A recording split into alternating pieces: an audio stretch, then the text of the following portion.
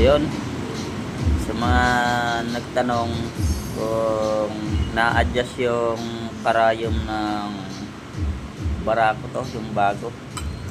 Ito yung unang Barako, Barako 1. Sa Barako 1 na-adjust ito. Pinagkaiba ng dalawang karayom, kaya na-adjust po yan. Yan, na-adjust. Dali pag-adjust nyan, nililipat nyo lang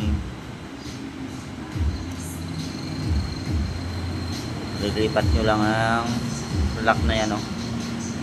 Ito naman sa baba, pinakalock lang niya yan, adjustable naman yan.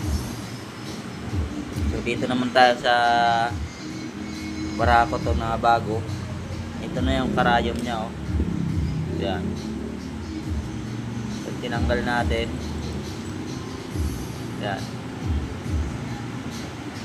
Hindi na po siya na-adjust kaysa dito sa yan.